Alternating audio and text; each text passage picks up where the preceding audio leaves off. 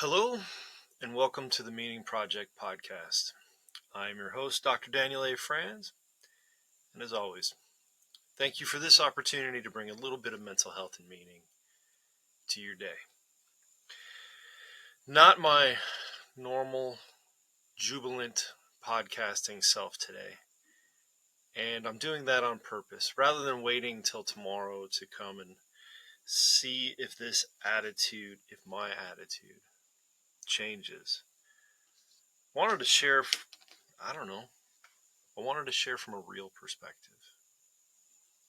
This week sucked. This week has been tough. So we're going to talk about that today. I'm going to talk about that today. Very often on this podcast and in my work, I talk about the idea that life is suffering.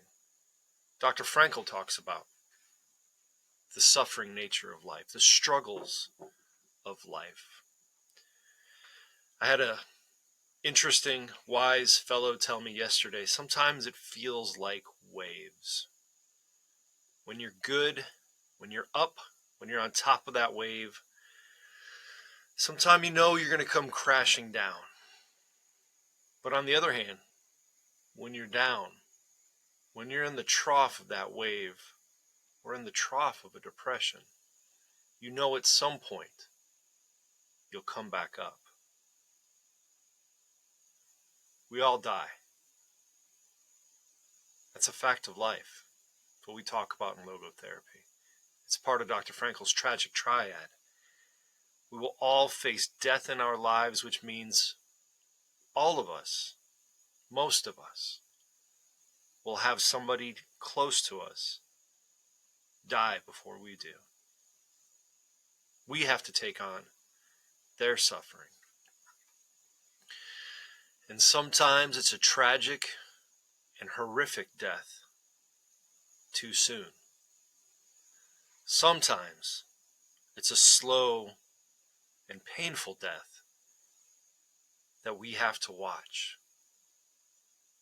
Occasionally, we are blessed to witness a heroic death, a death with meaning, or, as Christians and other cultures, religions call it, a meaningful death, a good death. Maybe a death with family around at the end of a rich and robust life where we are ready to fade in to oblivion or to heaven or to the next great stage of existence.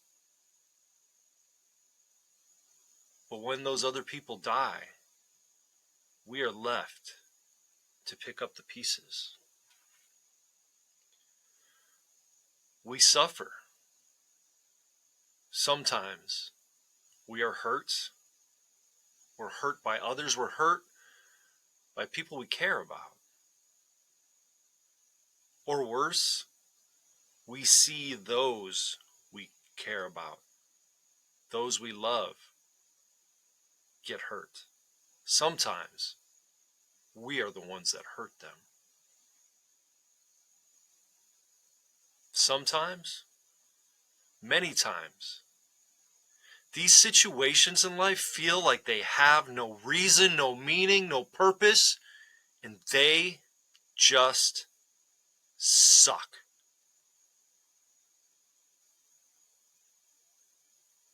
Sometimes it's just our list of woes. I hear this a lot in the office lately. The frustrations and sadness of life, the difficulties. I'll share this with much embarrassment today. My frustrations, my personal frustrations, that my smartphone wouldn't work in my own home. I couldn't make or receive calls or texts because they were upgrading the technology around me. And I had to leave my home to place a phone call. I was pretty distraught over that. There are far worse things going on in other people's lives. And sometimes Many times, they make no sense.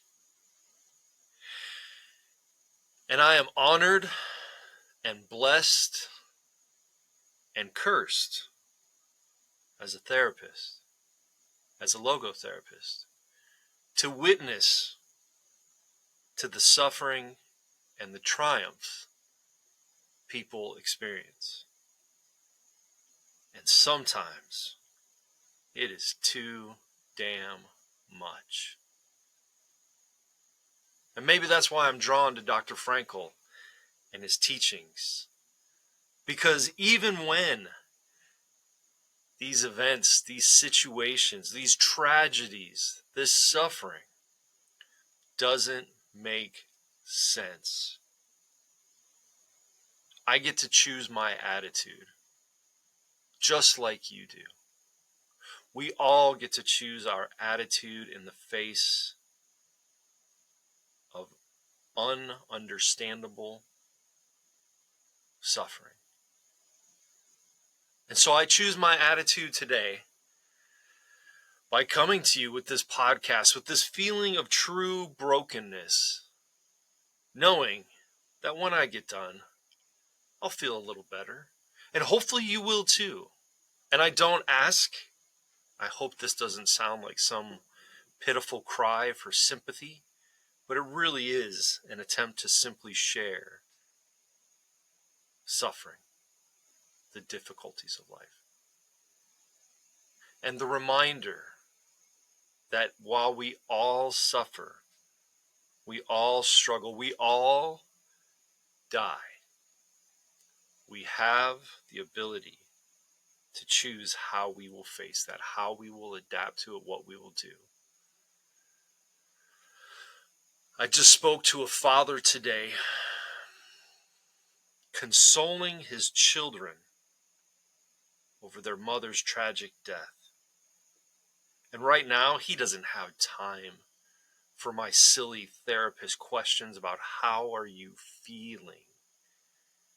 That man is dealing with the day-to-day of packing up the belongings of somebody he cares about and consoling his children and trying to get them about the daily chore of living.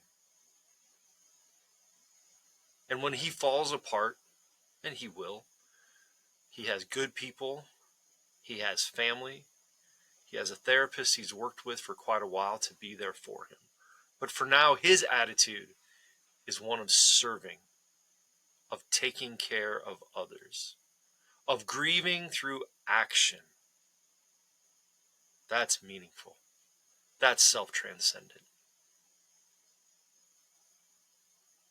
I worked with another family this week who, in the face of disappointing and frustrating behavior for their children, by their children, about their children, are trying to help those around them to be better and to do different. That is meaningful. That is self-transcendent. That is how we get past the difficulties of human suffering. The true stories, not the stuff I've read in a book or seen on TV, the true stories of human beings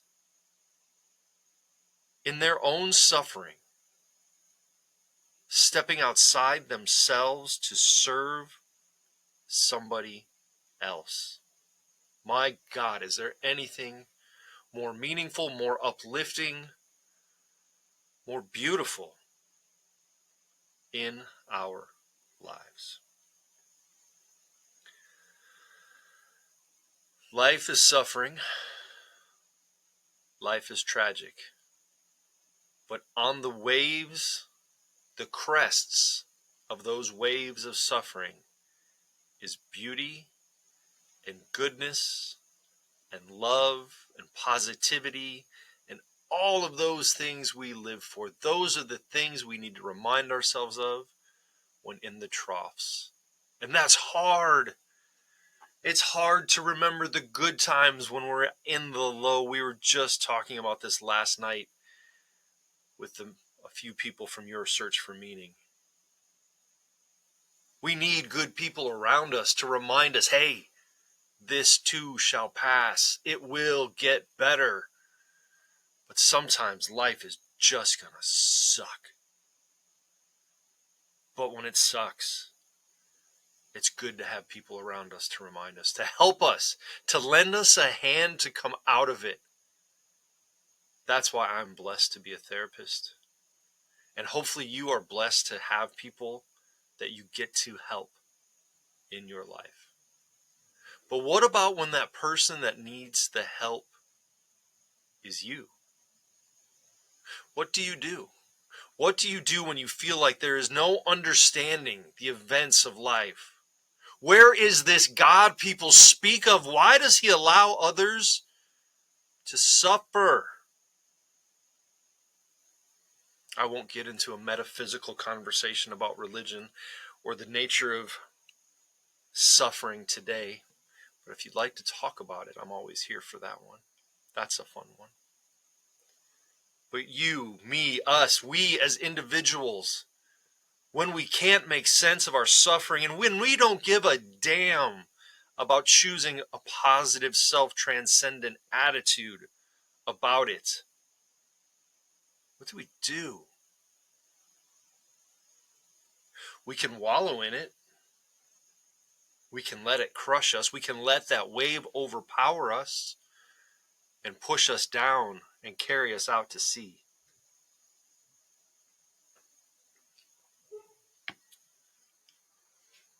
Or, hopefully, we've prepared for it. Hopefully, after 150 some episodes of Dr. Dan and all of his friends and Rabbi B, you've realized you have to prepare. You have to be ready. You have to know you will face tragedy in life. Be ready for it. Get resilient now. Get resilient quickly. Start to practice the factors of resilience. Start to grow. If you're listening to this, if you've spent the past 15 minutes hearing me, if you've spent any time listening to the Meaning Project or the Defiant Spirit or the Viktor Frankl Meaning Academy or reading any of the books we suggest, you know, I'm sorry, you will suffer. Be ready for it. Be prepared. Develop a network of people close to you. Grow, read, listen, learn. I commend you. You're already 150 episodes into this. Or maybe you just started. We will all face the tragic triad of human existence: pain, guilt, and death. We will be hurt. We will hurt others. And we will watch our loved ones die before we die at some point. There is meaning to be found in that. There is tragic optimism to be found in that. But today the conversation is about resilience, being prepared for prior to that. So as I was facing this difficult week, I turned to one of my favorite books that you've heard me talk about often, Dr. Stephen Southwick's Resilience, The Science of Mastering Life's Greatest Challenges. I love the cover of my second edition. And quite honestly, I don't know why. I believe this is somebody, maybe a search and rescue soldier or sailor, rescuing somebody from tumultuous seas. But the color of the cover, the gray, the harshness, and that red flag in the middle is a great metaphor for life. And I'll be honest, if you try to go pick this book up now, and I recommend you do, it's beautiful research and a great guidebook. But the current edition, ever since Dr. Southwick passed, it's ugly. It's some weird green, white, yellow artistic cover. It doesn't depict this image of life. Dr. Southwick's book does a beautiful job of analyzing the research from survivors of health issues and tragedy, as well as Navy SEALs, search and rescue divers, people that have had to, and survivors of natural and man-made disasters, and how they bounce back from this regularly. What Dr. Southwick tells us, I'll summarize, because in these nearly 300 pages, there's a lot to be read and learned here. But he says here, how resilience applies to our modern world. He says, in this age of convenience, it may be easier to think about resilience than to actually do what is necessary to enhance it. Damn, I haven't read that line in a while. It just kind of struck me. In our age of convenience, it may be easier to think about resilience than to do what is actually necessary to enhance it. Dr. Frankl talks about logotherapy is a therapy of doing. We can't sit and navel gaze and ponder and wonder and think and daydream, but we must do. We must prepare. We must take action to be the best versions of ourselves. And there are ways we can do that. Fostering optimism. It's a lot of what I said. Recognizing that on that wave, in that wave of despair, it'll pass. You'll be on top again. You'll climb that mountain. You'll reach that peak. But you will fall again. Your loved ones will fail you. Life will kick you in the teeth. That's the nature of human existence. And that's okay. Because you've been fostering optimism. You know it's going to get better. You have people you can count on to say, this sucks. It'll get better. Come on. I'm here with you. Another way to build resilience? Face your fears. You've heard me say it before. Maybe I'll say it a little more directly. Let's stop with all the anxiety talk. Let's start facing our fears. Let's stop using anxiety as an excuse to live less, to be less than what we are called to be. Face your fears. It will build resilience. Somebody I'm working with out on the East Coast talks to me. You've heard us talk about Dave Goggins, the former Navy SEAL turned motivational speaker. And he runs a camp. One of his quotes, and I've heard this from different people in different ways, do something every day that sucks. Face your fears. Do something you don't want to do. Get up and give a tiny public speak. Join a group where you're asked to give a speech on a regular basis. Get up and do some push-ups, some exercise. Go for a run or a walk. Push your body beyond its limits for a brief amount of time. Push yourself in some way outside your comfort zone. Face your fears. Solidifying your moral compass. Oof. We're all called upon at times we least expect it to have morals and ethics, to have integrity of being, of vision, and of action. And if we don't know what that is or who we are, when those times get difficult, we will crumble and behave in a way that is less than what we expect of ourselves. Take time. Study some of the great moral compasses throughout history. Marcus Aurelius, Abraham Lincoln, Mother Teresa. There are so many beautiful examples throughout history. And if you don't know what your moral compass is, take the time to figure it out. Because when life calls on you to suffer, knowing how you can do that and still maintain your integrity, maintain your humanity,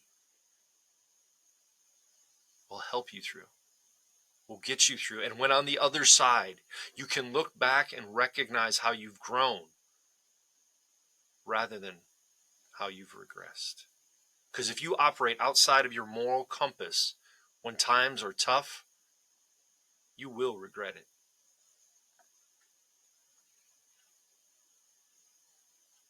Practicing religion and spirituality.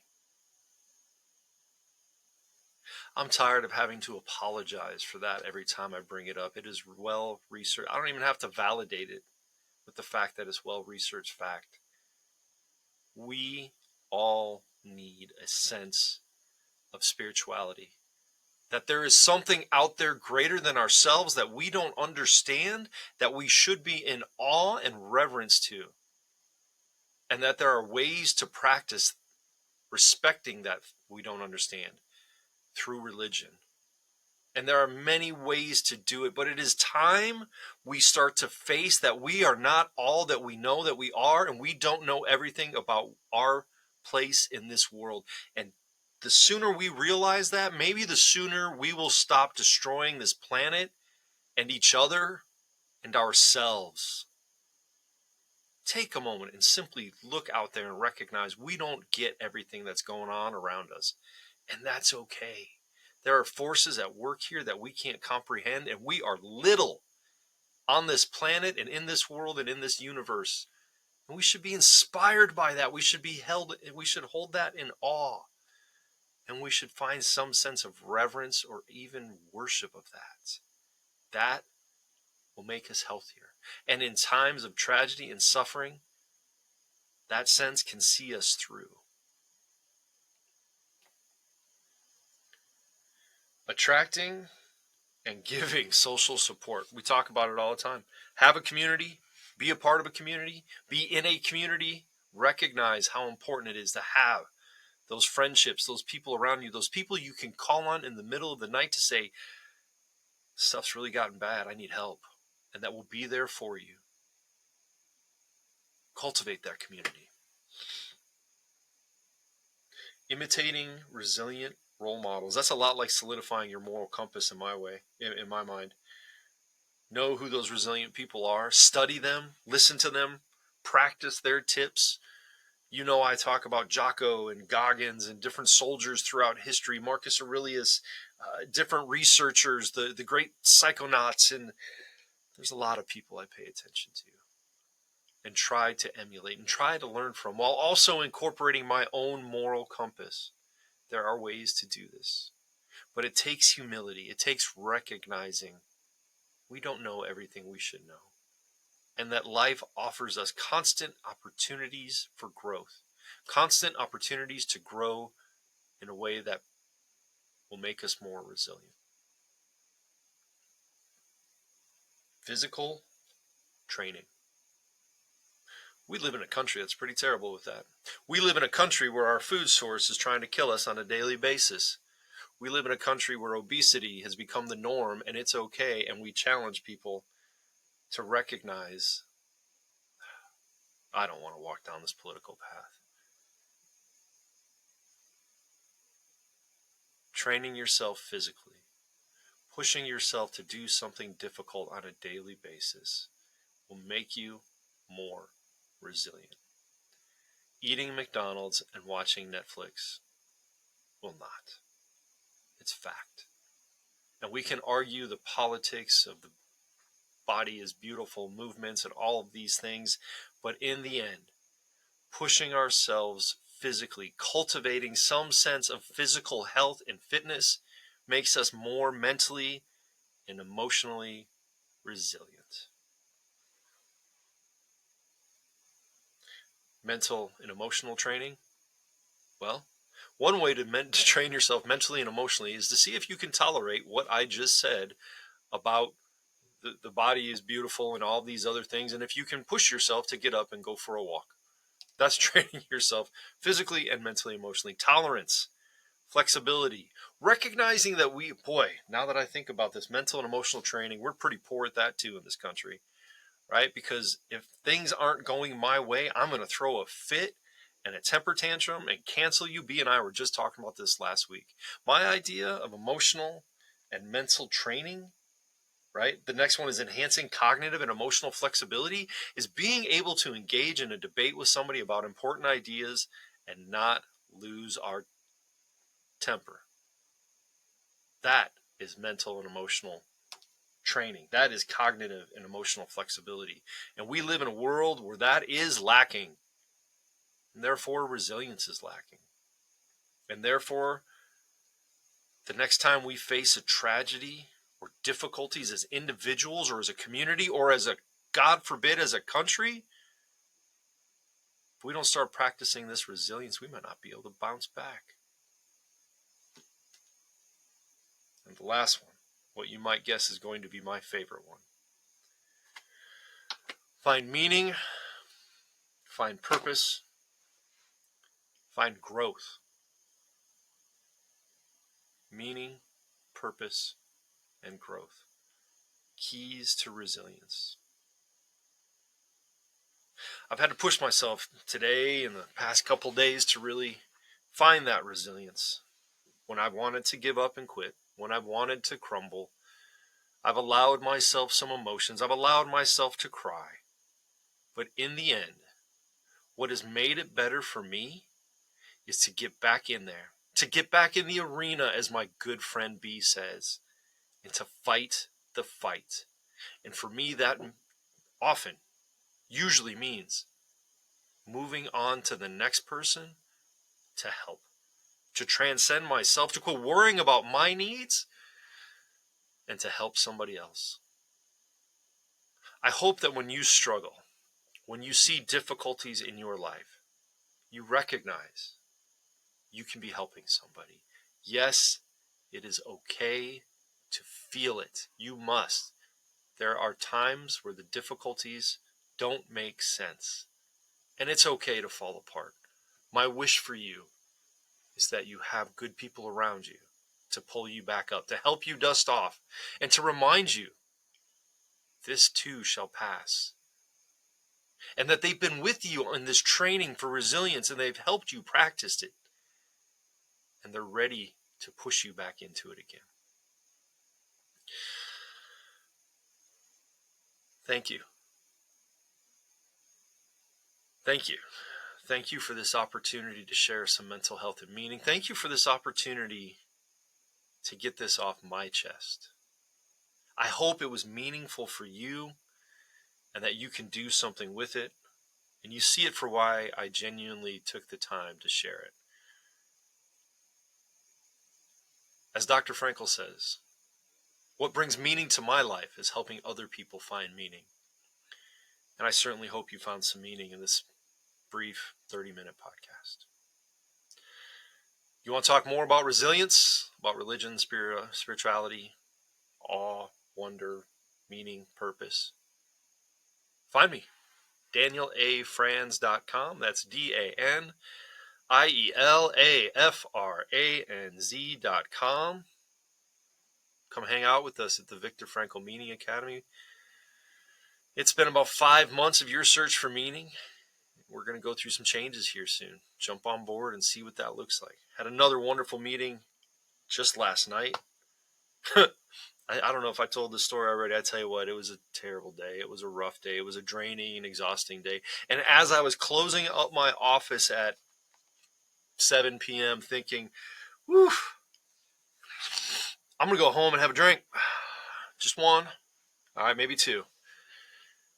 And I threw my backpack in my car and I got ready and I said, son of a... I have to go run that Your Search for Meaning. B was out of town. Dr. Elise let us know that she was unavailable. I was going solo. Mom and Dad left me with the keys to the car, and I had to take it for a drive. And I was not looking forward to it, and that's all right. The individuals that were with me last night knew that. I told them. And I'll be honest, doing that at 8 o'clock at night, I rarely look forward to it, but I'll be damned if it's not meaningful. If it's not, I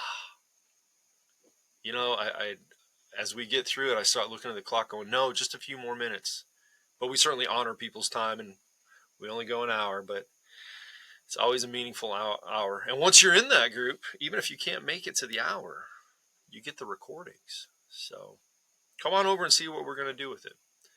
That's Your Search for Meaning at the Viktor Frankl Meaning Academy, or themeaningacademy.com. Thank you once again. As always, I appreciate you giving me the opportunity to discover meaning in my life, and this opportunity to bring a little bit of mental health and meaning to your day. Take care.